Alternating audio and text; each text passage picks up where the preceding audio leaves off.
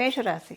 మేషరాశి వాళ్ళకి, అలాగే మేష లగ్నంలో పుట్టిన వాళ్ళకి మీకు శనీశ్వరుడు వక్రత్యాగం యొక్క ఫలితాలు ఇప్పుడు మనం చూద్దాం. అసలు ఆయన వక్రగతిలోకి వెళ్ళినప్పుడు మీరు ఒక రకంగా ఆయన వక్రగతిలో ఉన్నప్పుడు మీకు మంచి ఫలితాలే మీరు చూశారు. డెఫినెట్గా మీ బిజినెస్లో కావచ్చు, లేదా మీరు చేసే ఉద్యోగంలో కావచ్చు, ఆయన ఏదో ఒక మంచి అయితే చేసే తీరుతాడు.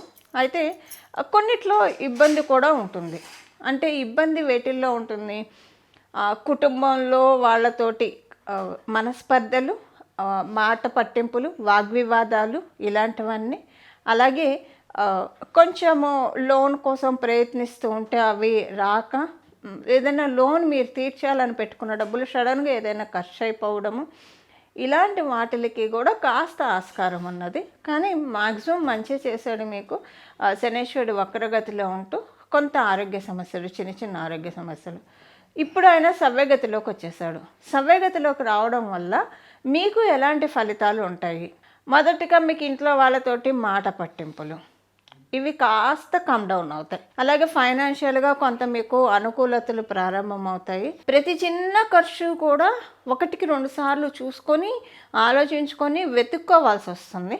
కొంచెం ఈ ఇబ్బంది అయితే ఉంటుంది. అందుకే అయితే మీరు రుణ ప్రయత్నాల కోసం ఏమన్నా చేస్తూ ఉంటే, లోన్ రావాలని ఏమన్నా ప్రయత్నం చేస్తుంటే అవి మీకు లోన్ ప్రయత్నాలన్నీ సఫలీకృతం అవుతాయి. హెల్త్ ఇబ్బందులు ఏదైనా ఉంటే వాటిల్లోంచి కూడా మీరు బయటపడతారు. సో ఇవి శనీశ్వరుడు సవ్యగతిలోకి వస్తూ మేషరాశి వాళ్ళకి ఇచ్చే ఫలితాలు.